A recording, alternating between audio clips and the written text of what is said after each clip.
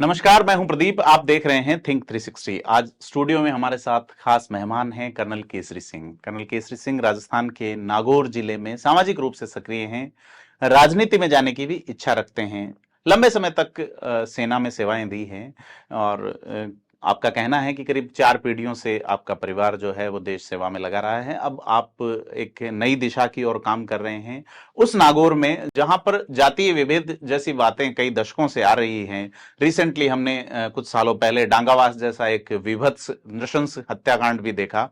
तो आज बात करेंगे कर्नल साहब से। सर, बहुत बहुत स्वागत आपका स्टूडियो में आने के लिए। Thank you. कैसे आप अपने आप को रिप्रेजेंट करना चाह रहे हैं नई भूमिका में? कि पहले तो आप ये बताएं सर कि फौज में कैसे जाना हुआ? देखिए, 4 पीढ़ी से हम फौज में, मेरे जो परदादू सा थे वो फर्स्ट वर्ल्ड वॉर लड़े, हाइफा वॉर लड़े। दादू सा जो सेकंड वर्ल्ड वॉर में उनको गोलियां लग गई थी जी। और उसके बाद पिताजी 1971 में उत्तरलाई में डिप्लॉयड थे एयरफोर्स में। तो शुरू से या तो गांव रहे, छोटे से गांव, छोटी सी ढाणी में हमारा जन्म हो, मतलब परिवार वहीं रहा, मेरा जन्म भी वहीं हुआ। और उसके बाद पिताजी के साथ एयरफोर्स के कैंटोनमेंट में रहे। तो जिंदगी में देखा ये था, या तो गाँव देखा था जिससे लगाव था हमारे लोग, और या वो फौज का माहौल देखा था। उसके बाद जब मैं जोधपुर में था तो इलेक्ट्रॉनिक्स में उस टाइम हम ग्रेजुएशन कर रहे थे। बहुत सारे अलग ऑप्शंस भी थे, मगर एग्जाम्स दिए, सिलेक्शन हुआ, सोच रहे थे जाएं या नहीं जाएं, और उस टाइम कारगिल शुरू हो गया। जी। तो वो जितने भी दोस्त थे उनके साथ बैठ के डिस्कस किया करते थे। तो दोस्तों ने बोला कि यार तू अब एमबीए करेगा, बाहर जाएगा, अब्रॉड जाएगा, और तेरे परिवार तो इतने सालों से सेवा में लगा है, और कारगिल का समय 99 का समय था, और उस टाइम वो कॉल लेटर आया हुआ था कि जी। भाई चले आओ। तो पिताजी को बताया नहीं, पिताजी उस टाइम गुजरात पोस्टेड थे। जी। मम्मी के हाथ पांव जोड़े, मामा प्लीज, रिक्वेस्ट करी उनसे, प्लीज बताना मत। मेरे ज्वाइन करने के 20 दिन के बाद पिताजी को पता लगा, मैं जाके Indian military academy Dehradun join कर गया था। जी। जी। और उसके बाद में जो मिनिमम बेसिक रिक्वायर्ड सर्विस होती है, एज 20 years कमीशन सर्विस, वो करके 20 साल 7 महीने किया मैंने एज ऑफिसर। जी। और फिर मैंने प्री मेच्योर रिटायरमेंट, जिसे आप कहते हो, वॉलंटियर रिटायरमेंट लेके, और वापस सीधा गाँव। तो नौकरी में देश के अलग अलग हिस्सों में रहे होंगे, क्या अनुभव या देखिए साहब, फौज की नौकरी का क्या बेसिकली रहता है? फौज की जिंदगी अपने आप में एक पूरा जीवन है, पूरा जीवन। आप जब नए नए बच्चे की तरह जाते हैं तो they make U a man from a boy.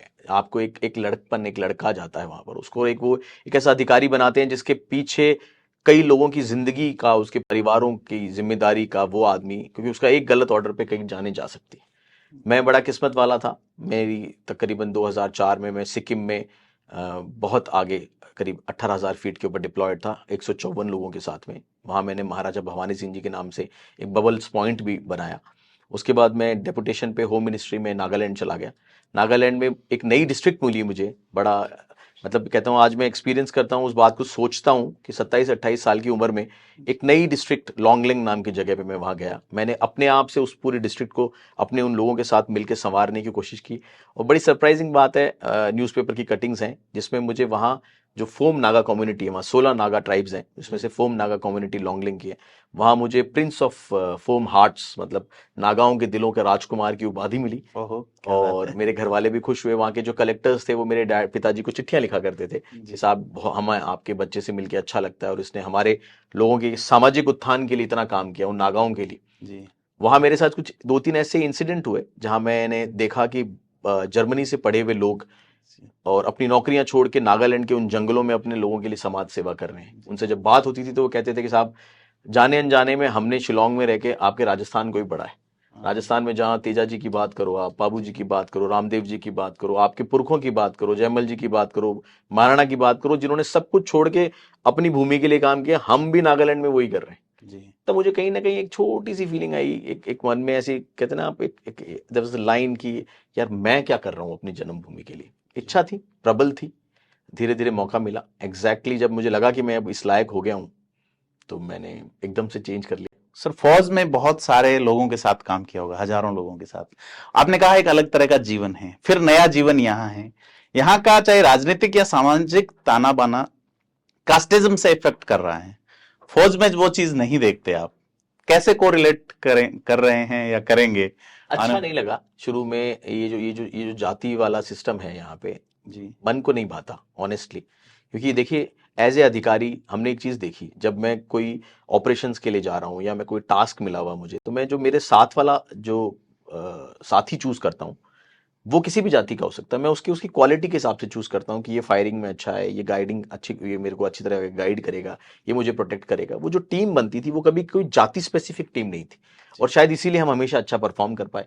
वहां हमें राजकुमार की उपाधि मिली, तो वहां मैं कोई एक पर्टिकुलर जाति के लोगों को लेके नहीं गया था। वापिस आया, आने के बाद में यहाँ बाकी आप जो ये बोल रहे हो जाति के अलावा बाकी चीजों में कोई मुझे कोई समस्या हुई नहीं, क्योंकि ये तो मेरा ही गांव है, मेरा ही घर है, मेरे ही लोग हैं, मेरी पिछली 21 पीढ़ियां यहीं रही हैं।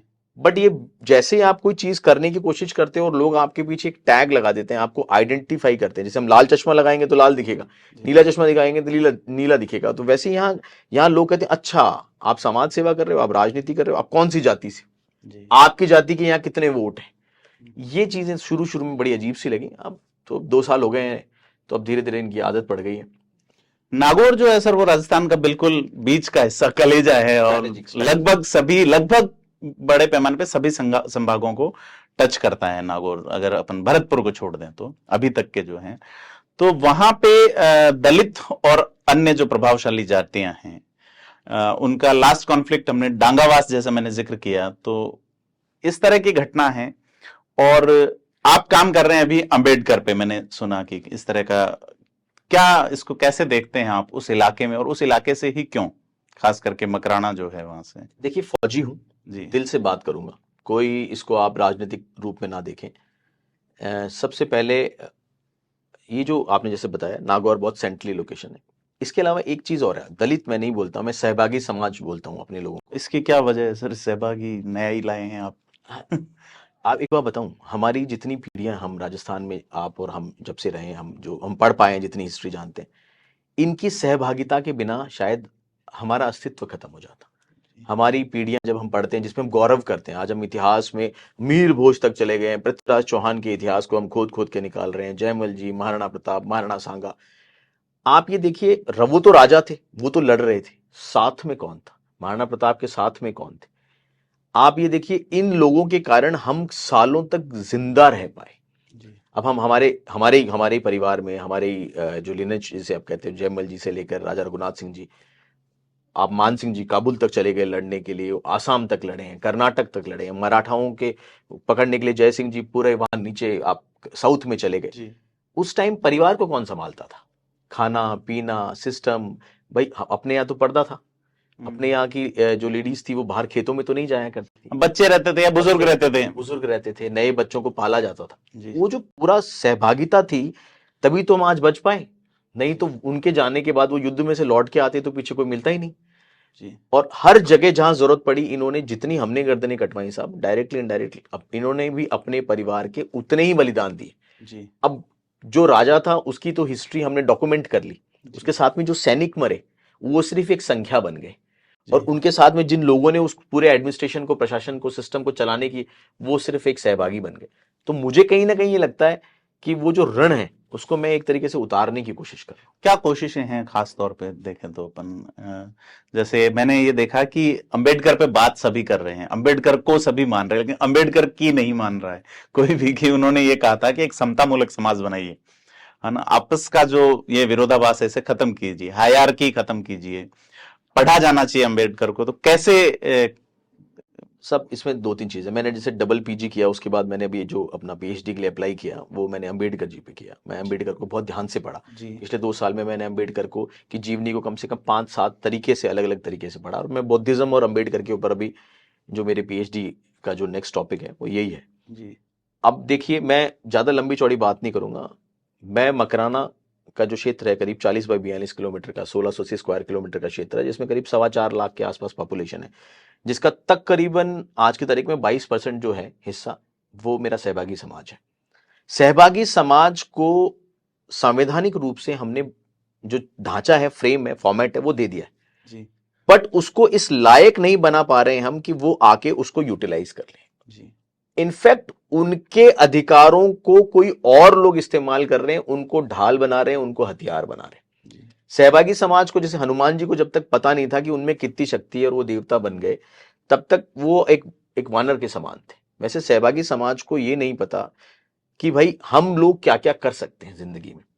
अब सबसे बड़ा एग्जाम्पल कौन है? सामाजिक संरचना और सामाजिक उद्धार का सबसे बड़ा एग्जाम्पल खुद के बलबूते पे बाबा साहब भीमराव अंबेडकर है। बाबा साहब भीमराव अंबेडकर बहुत गरीब स्थिति में थे, खूब पढ़े। उस जमाने में गायकवाड़ साहब, महाराजा गायकवाड़ जो सयाजीराव गायकवाड़ तृतीय, हाँ, करीब 11.5 स्टर्लिंग के हिसाब से उनको उस टाइम जो उन्होंने स्कॉलरशिप थी 1914 में, वहां से उन्होंने एमए किया, डबल एमए किया। उसके बाद साहू जी महाराज ने उनको जिस हिसाब से सपोर्ट किया, उसके बाद नेपाल नरेश ने सपोर्ट किया, हरि सिंह जी ने कश्मीर से सपोर्ट किया। तो आप देखिए वो अपने आप को, जब जो सक्षम होता है, जो मेहनती होता है, निष्ठावान होता है, उसको हल्का सा सपोर्ट चाहिए होता है। मेहनत तो पूरी उनकी थी जी, और वो कहां से कहां पहुंचे। 2015 में पूरे विश्व के सबसे ज्यादा शिक्षित व्यक्ति के उनको उस टाइम डॉक्टरेट उपाधि दी गई, मामूली से एक दलित परिवार से आने वाले व्यक्ति।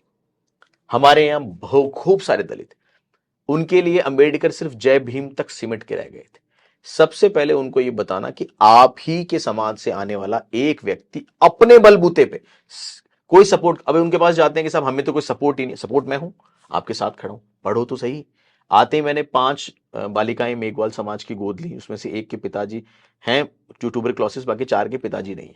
आज उनमें से एक बालिका के 12वीं का रिजल्ट आया है, वो 12th के अंदर पॉलिटिकल साइंस में 90% ला रही जी, उसके पिताजी नहीं, उसकी मां नरेगा में जाती है, पर वो बच्ची 1.5 साल से हम जो भी कर सकते हैं। जी, आज की तारीख में मेरा ये मानना है कि अगर मैं इन 5 बालिकाओं को अधिकारी बना सकूं, ग्रेड 1 में कई अधिकारी बना सकूं, तो मैं समाज को कह सकूंगा अगर मैं कर सकता हूं बाहर से आके, तो आप तो अपने बच्चों के लिए कर सकते हो। जी बिल्कुल। अंबेडकर को जानना इसलिए भी जरूरी है क्योंकि अंबेडकर साहब का हर जिंदगी का बीता हुआ हर साल अपने आप में मोटिवेशन है। जी, उनका लाइब्रेरी में जाना, उनका घंटों घंटों तक पढ़ना, उनका जिस हिसाब से लोगों में उनकी किताबें, उनकी फिलॉसफी, जी, ठीक है, जिस हिसाब से उन्होंने स्ट्रगल किया। आप एक बड़ी अच्छी रोचक कथा है कि जब एक बड़े विद्वान व्यक्ति थे, वो उनको विजिट करने गए, उस टाइम संविधान का काम चल रहा था, तो उन्होंने वो वहां रुक गए अम्बेडकर साहब के पास में, और सुबह करीब रात के 1:30 बजे के आसपास उनको लगा कि लाइट ऑन है अम्बेडकर साहब के कमरे की। उठ के आए तो देखा कि अम्बेडकर साहब ने एक पांव ऐसे लटका रखा था ऊपर रस्सी से, और लाइट जला रखी थी और काम कर रहे थे। तो उस टाइम वो कुछ बोले नहीं, चले गए। सुबह उन्होंने पूछा कि साहब वो रात के 1:30 बजे तक और आप ये इस किसी अजीब सी मुद्रा में क्यों बैठे थे? तो उन्होंने कहा मेरी बैक में प्रॉब्लम है, मुझसे बैठा नहीं जाता, मुझे टांग सीधी रखनी पड़ती है और सीधी रखता हूं तो थक जाता हूं, इसलिए लटका रखी थी। मगर संविधान का काम जरूर है, इसे पूरा करना है। मैं चाहता हूं कि मेरे को पता है मेरी हेल्थ बिगड़ रही है, पर जो काम दिया हुआ उसे पूरा करना है, इसलिए मैं मेरे शरीर के कष्ट के को साइड में दरकिनार करते हुए इस राष्ट्र का संविधान लिख रहा हूं। जी, अब वो डेडिकेशन जो है वो हमारे लोगों को पता ही नहीं। आज की तारीख में उन लोगों को ये बताना जरूरी है कि आपके अधिकार उन्होंने आपके किस लिए दिए थे। कोई SC ST का एक एक्ट लगाने के लिए या किसी पे मुकदमा करने के लिए नहीं दिए थे, टूल बनाने के लिए नहीं। टूल बना जो बन रहा है आज समाज जी, में, आपके अधिकार दिए थे ताकि आप और आपकी आने वाली पीढ़ियां सक्षम हो सकें, शिक्षित हो सकें और उनको बराबरी का अधिकार मिले। इसका सृजनात्मक कैसे उपयोग कर सको, Exactly. एक प्रोटेक्शन दिया था आपको। वही मेरी कोशिश रहती है, लोगों से मिलता हूं, समझाता हूं। अंबेडकर साहब के ऊपर भी हमने बहुत बड़ी प्रश्नोत्तरी करी, अंबेडकर साहब के बारे में जीवनी के ऊपर हम लोगों को समझा रहे हैं। जी, मेरा ये मानना है, जैसे देवी सिंह जी महार साहब कहते हैं कि 1000 कोशिशें ऐसी, कोई एक तो करो। जी बिल्कुल। एक कोशिश ऐसी कर रहे हैं, हो सकता है 4 5 10 20 50 लोगों के जीवन में हम कोई चेंज ला पाए। ये हवाई जहाज से बच्चों को ले जाने वाला, और ये सुना हमने, क्या है थोड़ा सर? देखिए ऐसा है, गांव का जो बच्चा है, ढाणी का जो बच्चा है, हम लोग बचपन में बहुत कुछ अपने वातावरण से, अपने आसपास से सीखते हैं, हमारे आसपास क्या चल रहा है। अब उनके आसपास जो चल रहा है वो सिर्फ अगर एक गांव की गप्पें चल रही हैं, एक हमारे यहाँ की जो आज की तारीख में पूरे नागौर में मकराना को अगर आप देखें तो मकराना सबसे पिछड़ी स्थिति में, आज मकराना एक ऐसी ऐसी तहसील है जिसमें एक सरकारी कॉलेज अब आखिरी में खुला है, वो भी एक स्कूल के 3 कमरों में। 450 बच्चों का एडमिशन हो रहा है, जहां 8-8 फुट अभी पानी भर जाएगा मानसून के अंदर। मकराना में कोई बीएड कॉलेज नहीं है सर, मकराना में कोई ऐसी डिप्लोमा की कॉलेज नर्सिंग कॉलेज और नर्सिंग, अरे सर नर्सिंग कॉलेज तो मकराना में कोई प्राइवेट चल रहे हो तो चल रहे हो, गवर्नमेंट का कोई कॉलेज नहीं। जबकि रेवेन्यू का बहुत बड़ा रिसोर्सफुल इलाका है आपका। सर विकिपीडिया तो पता नहीं क्या कहती है कि करीब 10,000 20,000 करोड़ का है, बट अभी भी हमारा ये मानना है कि मकराना में सालाना करीब 4,000 5,000 करोड़ का रेवेन्यू आता है जी, और डिस्ट्रिक्ट का जो माइनिंग फंड है उसमें 4 साल में मकराना ने 111 करोड़ रुपए कंट्रीब्यूशन किया, बदले में वापस 9 लाख ही मिला। DMFT जो होता है, DMFT जो बिल्कुल। जबकि उसमें तो ये है कि आपको वहीं खर्च करना है, वो फाउंडेशन बना है जो एक्ट है। बट हुआ क्या साहब, हमने हमारे यहाँ जो नेता चुने जी, वो या तो अपनी माइंस में इंटरेस्टेड है, अपने बिजनेस में धंधे में इंटरेस्टेड है, या वो जातिवादी समीकरणों में। जी, तो आप देखिए हमारे पास 2008 में जो नेता बने, हमारे MLA जो बने, वो 8वीं पास हैं, फिर कोई 10वीं पास है, कोई 11वीं पास है, वो खुद कॉलेज गए नहीं, उन्होंने कॉलेज के बारे में, शिक्षा पे इतना ध्यान दिया नहीं। आज मकराना के पैसे से आसपास के एरिया में डिफेंस को वो जो होती है ना एकेडमी, वो चल रही है। मकराना के पैसे से किशनगढ़ बन गया, जो इतनी बड़ी मंडी है आज जी और संगमरमर ओरिजिनल मकराना में ही मिलता जी, है। बिल्कुल। वहां संगमरमर नहीं है, वहां सफेद पत्थर बिक रहा है। मगर आप किशनगढ़ की हालत देखिए, कितना आगे तक पहुंच गया। आप कुचामन देखिए, शिक्षा का हब बन गया। जी। पैसा कहां से आ रहा था? मकराना से। 360 साल पहले ताजमहल कंप्लीट हो गया था, तब से सफेद पत्थर यानी संगमरमर सब पहचानते। हर महल में, हर मंदिर में, हर मस्जिद में, हर होटल में ये लगा है। खूब पैसा है, कहां गया? मकराना की सड़कों पे बारिश में आप चले जाएं साहब, आपको बोट लेके चलना पड़ेगा, नाव लेके। इतनी गंदगी, सबसे कम लाइट हमारे यहाँ आती है। और खासकर हमारा जो क्षेत्र है, जहाँ जिसको हम बांका पट्टी बोलते हैं, वो जो पंचायतें जो पहले परबतसर में थी, बाकी जो जुड़ गई हैं, करीब 11 पंचायतें, 97,000 लोग वोटर्स हैं वहां पे। उनका जीवन तो साहब, वो हम पुराने जमाने में जो बिहार, बंगाल, सोमालिया की फोटोग्राफ्स देखते ना, वैसी लाइफ चल रही। इसलिए दर्द होता है जी। और उसमें ज्यादा दुख पा रहा है सहभागी समाज। आज सहभागी समाज के लोग वही हैं, वहां रहते हैं। कुछ भूस्वामी हैं, जो भूस्वामी जातियां हैं, उन्होंने, उनके पास अपने खेत हैं, वो उनको यहाँ अपने यहाँ काम कराती हैं। अब ज्यादातर आप देखिए राजपूत वहां से पलायन कर गया है, क्योंकि वो शहरों में आके अपने हिसाब से काम चला रहे हैं। जी। तो जो एक्सप्लॉइटेशन होता है वो हमेशा लोअर लेवल के ऊपर, जो ग्राउंड पे काम कर रहा है, और वो ये मेरे सहभागी समाज के लोग हैं जो वहां ग्राउंड पे काम कर रहे हैं। सुविधाएं हैं नहीं जी।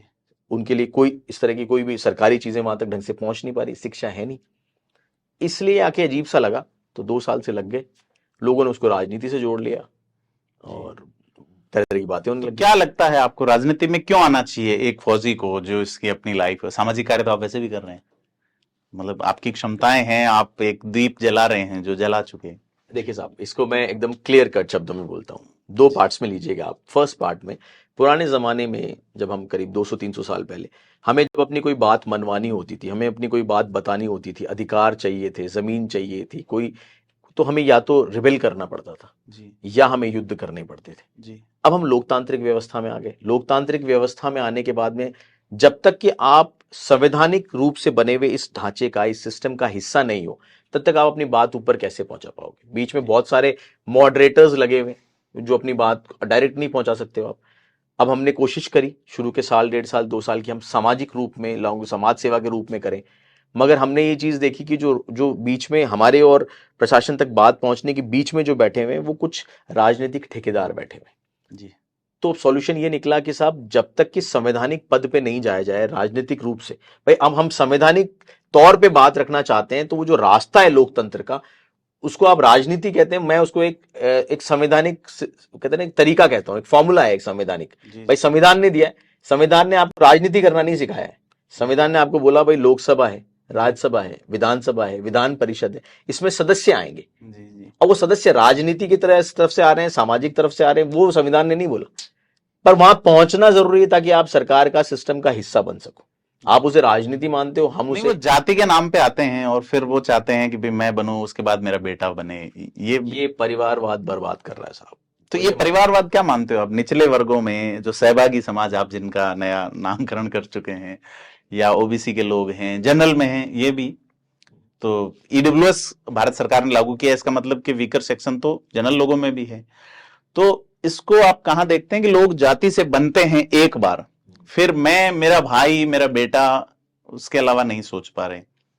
देखिए 2 बातें।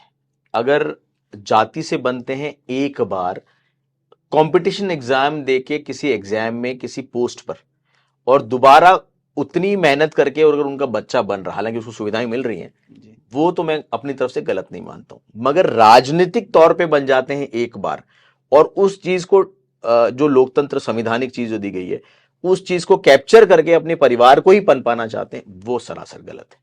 होता क्या था कि पहले के जमाने में जो हम पढ़ते हैं, एक कहावत थी कि बड़ा बेटा राजा बनेगा, पर नहीं। चाहे आप महाराणा प्रताप देख लें, चाहे महाराणा सांगा देख लें, सम्राट अशोक देख लें, काबिलियत के हिसाब से राजा बनाए जाते थे। आज अगर हम काबिलियत के हिसाब से राजा, अब मैं तो साफ स्टेटमेंट देता हूं साहब, हमारा जब देश आजाद हुआ तो उस टाइम जो सबसे उपयुक्त व्यक्ति था, जो प्रधानमंत्री बनना चाहिए था, वो बाबा साहब भीमराव अंबेडकर थे। आप बता दें, उन पूरे लोगों में सबसे ज्यादा, उनसे ज्यादा पढ़ा लिखा कोई था? उनके जितना एक्सपोजर किसी के, उतनी ज्यादा मेहनत किसी वो ने तो कंपटीशन में नहीं आए, पहला चुनाव हार गए 52 में, उनको टिकट तक नहीं दिया कांग्रेस ने। ये तो फैक्ट है सर। देखिए 1928 से 32 के बीच में जो पूना पैक्ट हुआ, पूना पैक्ट, उसके बाद में बहुत सारी चीजें ऐसी थी कि एक पर्टिकुलर पॉलिटिकल लॉबी उनके अगेंस्ट काम करने लग गई थी। जी।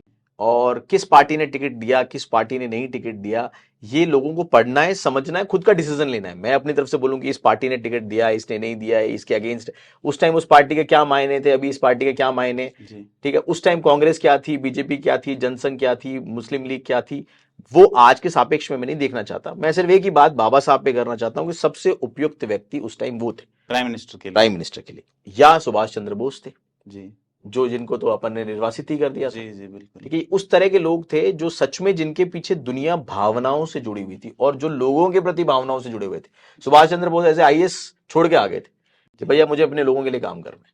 बाबा साहब अम्बेडकर ने बोला कुछ नहीं, मुझे भी संविधान लिख के अपने इस तरह का संविधान लिखना कि आने वाले समय के अंदर अभी तक हम जो बात करते हैं, दर्शकों को बता दूं कि जब भारत में प्रधानमंत्री कौन होगा यह तय करने के लिए महात्मा गांधी ने कहा कि नेहरू का फॉरेन एक्सपोजर बड़ा है और पटेल का स्थानीय एक्सपोजर, यानी कि रियासतों का एकीकरण वो बेहतर करते हैं, इसलिए उन्हें कर सकेंगे, तो उन्हें गृह मंत्री बनाया गया। लेकिन ये एक नया फैक्ट आप लाए कि अम्बेडकर होते तो वो दोनों काम अकेले करने में सक्षम थे अपनी क्षमताओं से, क्योंकि उनके जो तत्कालीन राजा महाराजाओं से अच्छे संबंध थे, बिल्कुल, और विदेशों में उनका गजब का वो था, लंदन स्कूल ऑफ इकोनॉमिक्स के स्टूडेंट रहे वो। अम्बेडकर साहब अगर प्रधानमंत्री होते तो आज की तारीख में भारत का नक्शा इतना सुंदर होता और इतना सिस्टमैटिक होता और इतने सारे, और उस टाइम जो जितनी हत्याएं हुई आप पार्टीशन के टाइम में, अम्बेडकर साहब होते तो, अम्बेडकर साहब, आपको पता है अम्बेडकर साहब को कौन, बड़ौदा महाराज साहब ने कौन सी पोस्ट दी थी?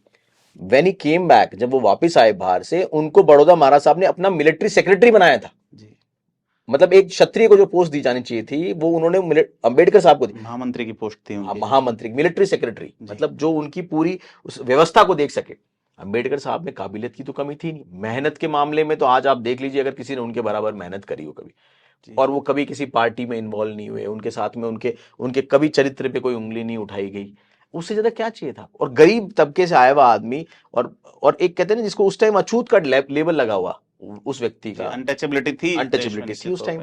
उनके पिताजी फौज में सूबेदार थे, मऊ में जब उनका जन्म हुआ। बिल्कुल। उस बैकग्राउंड का व्यक्ति, मेरा तो अभी भी मानना है साहब, और मैं कह रहा हूं आज हम जितनी भी आरक्षण की बात करें, आज हम सिस्टम की बात करें, अगर वो व्यक्ति वहां बैठा होता ना, वो सबसे ज्यादा निष्पक्ष आदमी होता, सबसे ज्यादा निष्पक्ष आदमी। जी।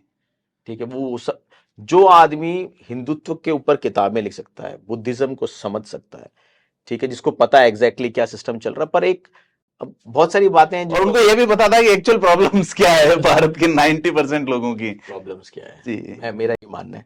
हालांकि अब उनके नाम को गलत तरीके से इस्तेमाल किया जा रहा है, लोग उनकी कहते हैं ना सिर्फ बीच बीच में से कोट करके अपने मतलब के हिसाब से बात कर रहे हैं। बट मैं एक तरफ जहां ये मानता हूं कि मारवाड़ में, जहां के अपन रहने वाले हैं या मैं रहने वाला हूं, उस मारवाड़ में या तो दुर्गादास जी 28 साल तक लड़े अपने अपने लोगों को बचाने के लिए, महाराणा प्रताप लड़े स्वाभिमान के लिए, जी। जयमल जी लड़े अब स्वामी भक्ति के लिए, वैसे ही अंबेडकर जी अपने समाज के लिए, सर्व समाज के लिए सही फ्रेम बनाने के लिए। अगर उन्होंने उस टाइम संविधान को इस तरीके से नहीं बनाया होता ना साहब, तो शायद हम 15-20 साल के बाद ही कोलैप्स कर गए होते, आपस में लड़ लेते हैं, आपस में लड़ लेते। बिल्कुल गृह युद्ध की स्थिति। तो मैं उनको सामाजिक तौर के ऊपर मैं उनका सम्मान करता हूँ, इसलिए मैं उनका अनुयायी हूँ। तो अपन इसको कंक्लूड ऐसे करते हैं सर, राजनीति में अगर आना चाहते हैं तो कोई पार्टी आप ट्राई कर रहे हैं या किसी पार्टी ने आपको ऑफर दिया है या क्या? मैं एक बहुत छोटा सिपाही, मैं कर्म भूमि में, जब तक अपनी मेरी जो कर्म भूमि, चाहे वो सिक्किम रही, नागालैंड रही, वहां मैं काम कर रहा था, तो मेरे को एक तनख्वाह मिलती थी, मेरे को एक रैंक मिली हुई थी। मगर मैं जिस बैकग्राउंड से, जिस परंपरा से हूं, अगर मैं अपनी जन्मभूमि में काम कर रहा हूं, तो मुझे वो तनख्वाह और वो रैंक नहीं चाहिए, मुझे मेरे लोगों का कल्याण चाहिए, नंबर 1। अब बात करते हैं, आते ही हमने एक फॉर्मेट बनाया कि भाई मैं मेरी जिंदगी भर की एमएलए की तनख्वाह और एमएलए की पेंशन हमेशा, एमएलए आप बनना चाहते हैं मतलब? हाँ, अगर बनते हैं तो सहभागी समाज की बच्चियों की शिक्षा के लिए दान करें, मुझे नहीं चाहिए 1 रुपया भी। मगर अगर हम पॉलिटिकली नहीं जाते हैं तो हम अपनी आवाज को विधानसभा या लोकसभा में कैसे रख पाएंगे, इन लोगों की समस्याओं को कैसे रख पाएंगे? पिछड़ते ही चले जाएंगे। अब बात करते हैं राजनीतिक दल की। देखिए, मकराना जो जहां से मैं बिलोंग करता हूं, वहां राजनीतिक दल दोनों तकरीबन बराबर की स्थिति में, वहां 25 साल में कभी कोई एमएलए रिपीट नहीं हुआ है, और हार जीत का फैसला कभी 2000, 2500, 1500, कांटे की टक्कर होती है, कांटे की टक्कर होती है। तो राजनीतिक दल की सब अपना अपना एक उनका एक पर्टिकुलर फॉर्मेट है जिसकी वो बात करते हैं। मेरे मकराना की जो बात करेगा भाई, मैं निवेदन करूंगा साहब, मेरी ये 15 रिक्वायरमेंट है मेरे लोगों की जो बात करेगा, मेरे सहभागी समाज की जो बात करेगा। मकराना में 3 चीजों पर, शिक्षा, रोजगार और चिकित्सा, इन 3 चीजों पे मेरे विचार जो पार्टी स्वीकार करेगी, हम उस पार्टी के लिए मौलिक पीछे ना आवश्यकताएं हैं जाएं। मौलिक सब हम मौलिक आवश्यकताएं भी अभी तक नहीं प्राप्त कर पाए। मकराना में हमारी ये हालत है। जी। तो ये 3 चीजों पे मेरा जो रूपरेखा है वो पार्टी के कि हाँ सब हमें स्वीकार है, आप आ जाओ, हम इन चीजों पे ध्यान देंगे, हम अपनी चीजें आप पे इम्पोज नहीं करेंगे, उस पार्टी के साथ हम जाएंगे सब। थैंक यू, बहुत बहुत धन्यवाद कर्नल साहब का हमारे साथ जुड़ने के लिए। और आपने बड़ी सुंदर बातें हमें बताई, फौज के अनुभव बताए, और जातीय व्यवस्था और बाबा साहब भीमराव अंबेडकर को लेकर एक नई सोच हमें देखने को मिली। हमारे साथ जुड़ने के लिए सर बहुत बहुत धन्यवाद। और दर्शकों से अपील है कि इसी तरह के खास इंटरव्यूज से रूबरू होने के लिए सब्सक्राइब करें थिंक 360 को।